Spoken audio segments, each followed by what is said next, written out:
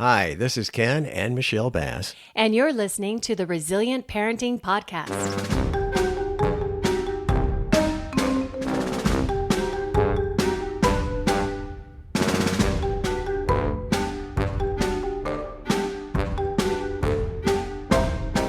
Hello, welcome once again for another episode of the Resilient Parenting Podcast. I'm Ken, and you are?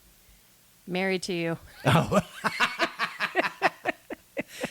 The look of disgust on her face, though. Sorry. That would be Michelle. Okay, so here's the thing, My lovely better Y'all half. don't understand that as soon as he turns the mics on, he's a different person. Suddenly he's in control, or he thinks he is. I have the on-off switch. You do, and I But a never few know what's times going to in my life happen. I have that. Yeah, no, whatever. The whole time, he doesn't tell me anything, and all of a sudden he just is like, I'm going to do this, and I have to just kind of run with it. But I do want to share something that happened with this episode. Yeah. So you will notice at some point when you're listening that you will hear music. A musical interlude. Yes, it's music that was not planned. It is something that plays on the hour, every hour. I bet you can guess what it's from, but maybe you don't. You'll have to wait and see. But anyway, we made the joke that it'll be stuck in our head. Ha, ha, ha, ha, ha. Well, it wasn't stuck in my head. It was stuck in his head. Well, you heard it a lot because I kept humming it over and over and over Well, no, again. it didn't get stuck in my head. You said it was what you were listening to on your walk. I had already forgotten the song, but then you started. So, anyway, it doesn't matter. The point is that it took how many hours for you to figure out what the song was called? At least 2. And I finally found on Google where you could hum the song. Yeah, but before that, you had played it on the piano. Yeah. You had asked the 17-year-old. The 17-year-old asked their friend. You had looked it up. You had looked up, all sorts of different composers. And every time that you would sing it, it changed just a little bit. And the title kept eluding me, but you finally found it, and it brought joy to your life. It did. I'm very joyful, as a matter of fact. So we're not going to tell you the title. Maybe you can guess, but we'll definitely add it in the Facebook because I think that's funny. You may not even care, but Ken did. It's my life. Retirement.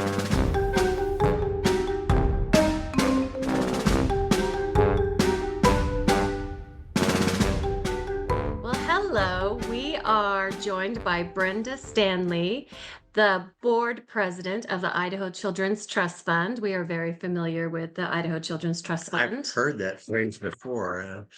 Yeah, and you are located in beautiful Blackfoot, Idaho. Welcome to the Resilient Parenting Podcast. Thank you. How are you doing? I've enjoyed listening to it. Oh, well, thank you. Do you have a reaction when people say that they listen and then you go, oh? Yeah, I'm happy. I'm happy too. I'm happy. I just think of all of those dad jokes that they had to endure. So, Brenda, tell us a little bit about yourself. You have a very interesting story. So I don't know if you want to start there or if you want to maybe start how you became part of the Idaho Children's Trust Fund.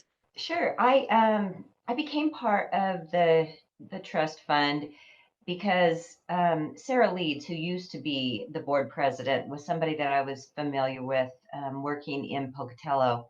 And she worked with Family Services Alliance there and then moved to Boise and took a job over in Boise.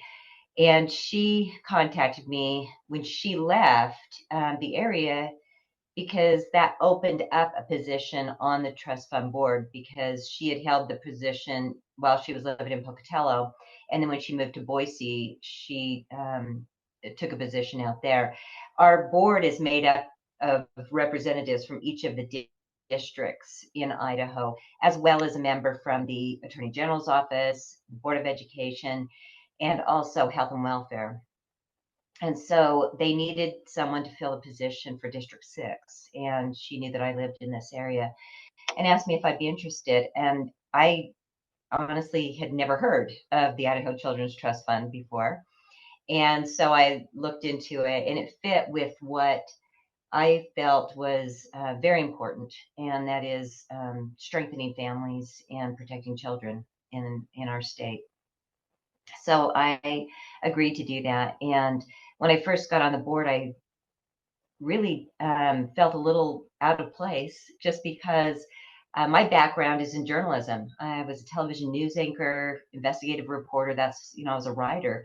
And I had no experience in social work or those types of fields, which when I was first put on the board, that's who was on the board. Every member had some background, it seemed, in social work or working with nonprofits and children. So I had a lot to learn. And I came home. My husband used to say when I would get home from these meetings, how I just chattered away about all the things that I was learning about and felt was so important. I have 5 children. I have 2 sets of twins, and they were born 20 months apart. So I had at one point in my life a period where I had 4 children under the age of 2, and it was a very chaotic. Can we just pause that for just a second so everyone can just let that sink in? Just give them a moment, because everybody right now is going, who? It is definitely a conversation starter. And it was a fun time and very chaotic. And I look back, and anytime I feel, because I was also in school full time, I was going to school, getting my bachelor's degree, and also working. And so it was incredibly busy. And I now look back when I feel like life is just so busy and stressful, and I think about that, and I think I just have nothing to complain about now. Um, but you get through it. And when people ask you, how did you do it? Yeah, you don't have a choice. Right. You do what you have to do. And so they're all, my children are grown. They all have children of their own now. And long story short, that when I got on the board, that was my background as far as children, is that I had children. And Did had you? Oh, yes, you did. yes, I did. And so of course I was very involved in being a good parent, wanted to be a good mother. And so being part of the Children's Trust Fund board, it was a support of that. I lost my husband. He was killed in a car crash when my children were in teenage years. Really tough time for them anyway. And then to have that trauma on top of it was very difficult. And I think now I wish I would have had the knowledge and the resources that I have now, being a part of the board and understanding what's available and what's important. I wish I would have had that back then. I think it would have been a big help. I was raised in a very loving, very nurturing home, very fortunate to have that type of a childhood. And so, in some ways, I just didn't understand the trauma and the experiences that other children had. And so, when my children were going through that trauma, I just really, I think, would have benefited had I known more about what was out there and what could have helped them. And so now they get a lot of advice and a lot of stories from me about that as they raise their own children. So you say you talk about like the different resources. What are some things that are out there that you wish you had had that are I here think, now? yeah, understanding ACEs. I know that, the adverse childhood experiences, how that affects your life. Um, I think that would have been huge for me to understand that, and knowing that, getting help and asking for help. I did not see that as something that I needed to do or could do. I see so often how one caring adult in a child's life can make such a huge difference. And while my children had that, and they, had not just me, but also had, grandparents and aunts and uncles and coaches and all those people that were there for them, what a difference that made. I think just, yeah, having the knowledge that there were so many organizations out there that had resources and information and education trainings that I think would have been helpful instead of me just treading water trying to make sure everything was okay. Right. I mean, with that many kids so close together, loss of father, just everything, everything that you had to manage, I feel like you talking about, you know, wading in the water, like trying to like just stay afloat. I mean, that you were in survival. So, Yeah, and you bring up like such an important part of healing, and that's through connection. And so, your kids now, I think you had mentioned you have 8 grandchildren. I do. Yes, 8 Okay, grandchildren. yes, that's Hmm. amazing. Any of them twins? Yeah. No, I know. Isn't that surprising? Yeah, What are the no. odds? I think every time my daughters got pregnant, they were uh, A little nervous, were they? they did not have twins. So yeah, it was surprising. But the natural supports of the connection that you had with your kids when you were able to, your parents, the coaches, all the different people, it's so important for healing and to continue on, especially with the ACEs like you spoke of. And it's just a reminder for everyone who's listening that you could be that person for a family, for a child, for a parent who's struggling, Hmm. and to never underestimate the power of relationship and connection. So I appreciate that.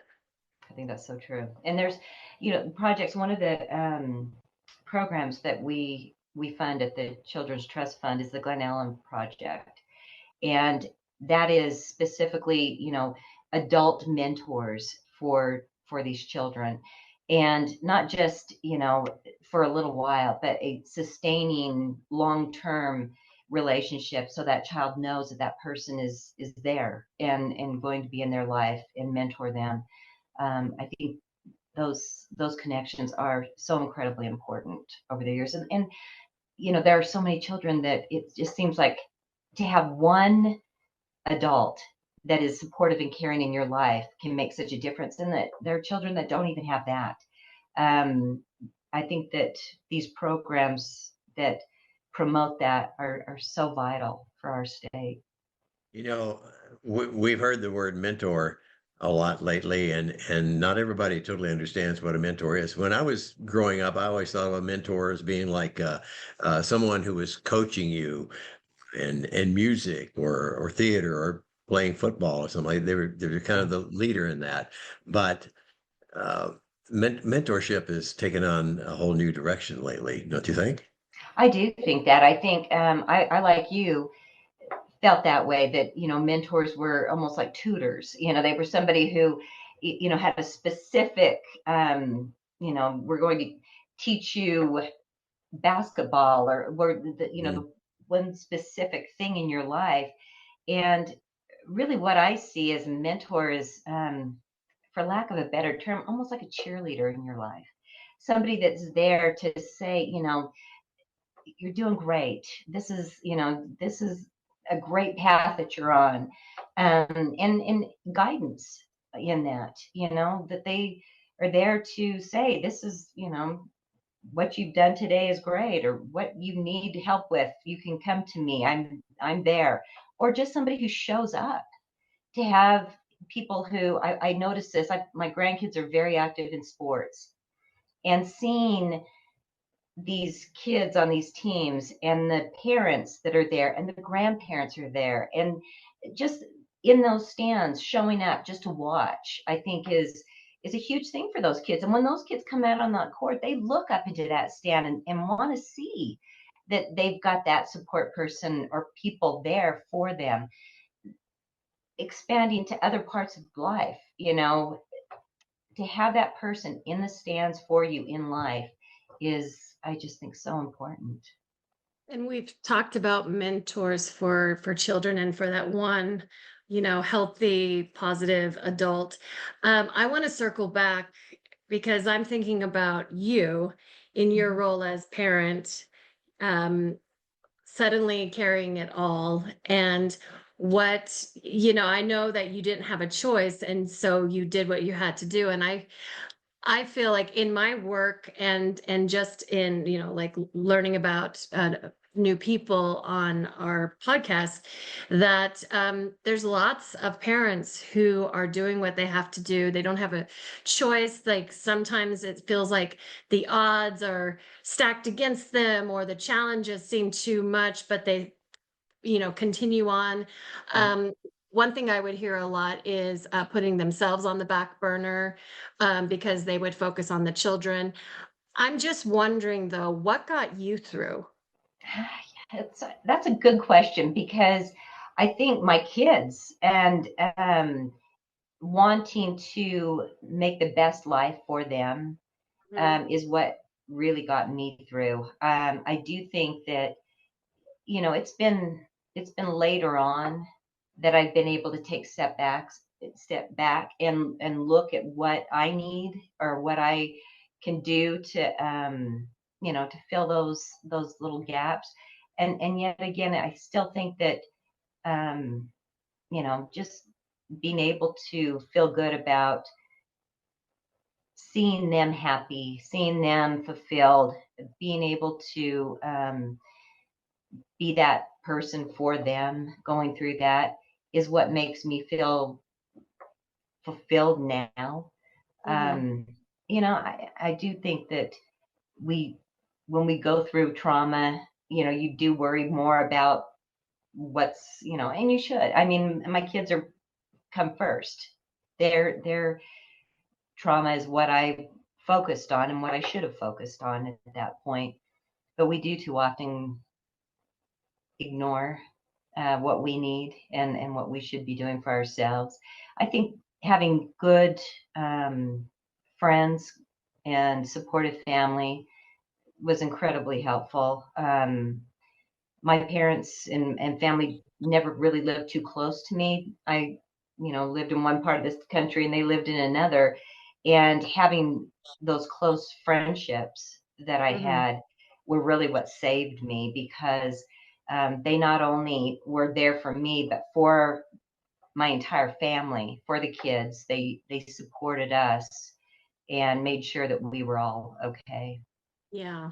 So looking back at difficult times, it is good to like recognize um those people that were there to support you, and then also thinking about what you possess, what you already have that kept you going. And I know our children are a big motivator to Yes, keep going. and yes. uh and so just looking at the work of the Idaho Children's Trust Fund, and you have the opportunity to work with so many amazing nonprofits across Idaho.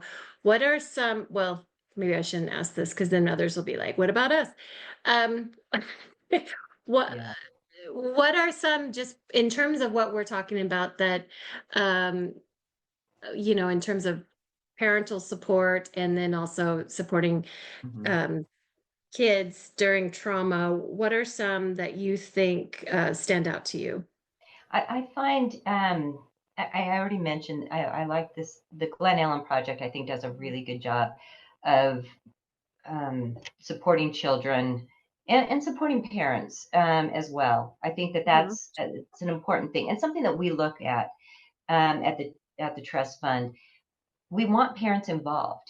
We want parents to have those good connections, because that benefits the children. We want those families to be strengthened, not just the children, but the entire family unit, because that is what is going to, Mhm. keep those kids going strong and having what they need in life. And I think too often when we hear Idaho Children's Trust Fund, we think of just the children. This is a family organization. That's what we need to do. That's what we want to do, is to support the family as a whole. So training parents, and Roger, our executive director, uses this saying a lot, and it's so true, is that we want to make parenting classes cool, because we want parents to seek out that information. We just assume that when somebody, if a couple gets pregnant, that they're just automatically going to know what to do. And even if you've come from a family that has strong bonds, and is nurturing and loving and has all those things that you want in a family, it doesn't necessarily mean that you know what to do as a parent. And we put so much emphasis on education, if you've got your bachelor's degree or your master's degree and all these things, such prestige to those, that you would want to better yourself in that way. We need to make parenting classes and training as prestigious, as sought after as any other type of education. And yet we don't. We almost look at it as, there must be something wrong if that parent is looking for help. And that is just, it should not be the case. We should, as parents, want to seek out and find ways to be better parents and to be able to strengthen our families in those ways. And so that's our big goal. We really want to get the education out there to as many people as possible, so that it's the thing to do. It's not just this off on the side, well, if something's going wrong. It should be the thing that we do. Just like, when you have newborn classes, when you're prenatal classes, all that, it should be continuing education going forward, even when they're teenagers. And even as a grandparent, there are things that I want to be able to do that will help my grandchildren. The term family encompasses so much anyway, besides just being there and showing up. There's so much more to keep learning, and as far as helping the family as a whole. Supporting parents, I mean, that's big. And supporting, my children as parents, but also that mother at the grocery store whose kid is having a meltdown, or in the airplane when, they're trying to keep them busy, to be that supportive person, and to let that parent know that they're doing a good job, that they're, it's okay if your baby is bored at the moment and not enjoying having to sit there through a 3-hour flight. Um, you know, Parents need to be supported by the people around them, and not just their family and friends, but communities. It is a community that needs to support these people, and let them know that we're there for them, because how they raise that child is going to affect us all. Right. I love that, going back to the making parenting classes cool.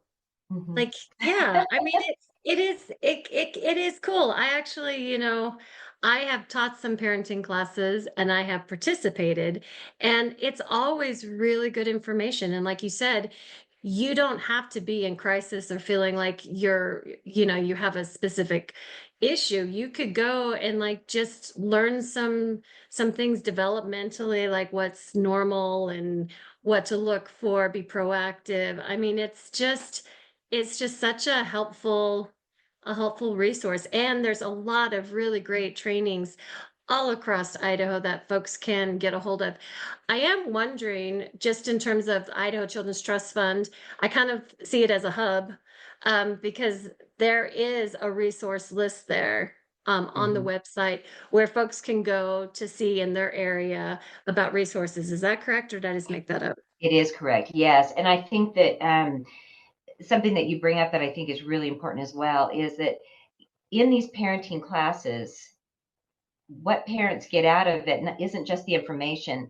They get connections with other parents. And often Mhm. that can be so powerful, to be able to connect and find that, this person's going through the same thing that you're going through, or is wanting to learn the same thing that you're wanting to learn. Some of the greatest relationships I have are with, people that have children the same age as mine that are going through similar things. Can you hear my Okay. alarm? Oh, we can hear it. What song is that? It's classical. Yeah. Da. Beethoven? It's a clock Beethoven? that my father-in-law gave me when it was willed to me when he passed away. And every hour on the hour, it does this little chime. And without fail, when I'm recording an audiobook, when I'm doing anything important, it goes off. So yeah. Okay, so that's what I'm going to make sure that everyone gets before I pass away, so that every hour you remember me. Uh-huh. Yeah, but you brought up something I wanted to make sure before we end the episode. This is something else you don't know.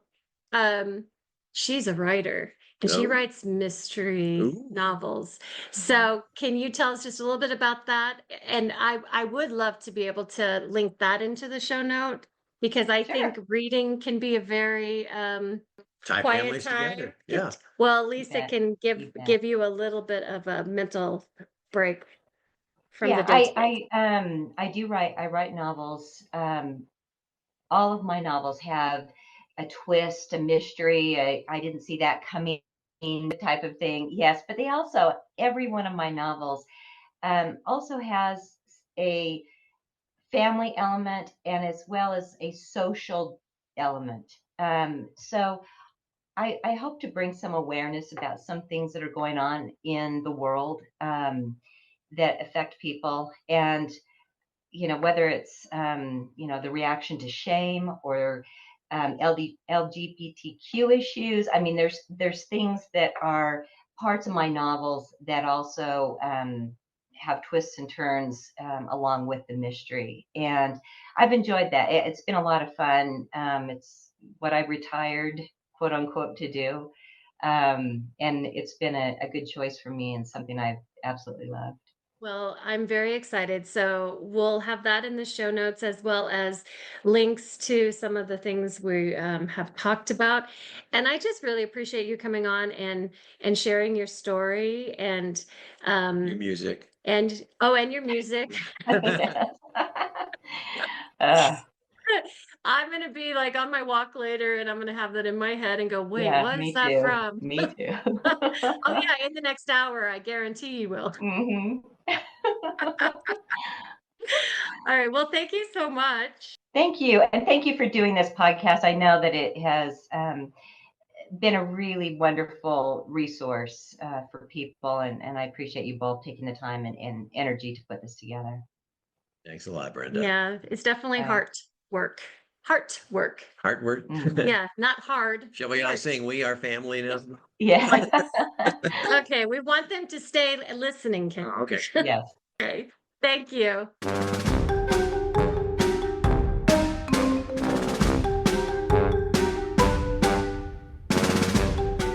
This podcast is brought to you by the Idaho Children's Trust Fund.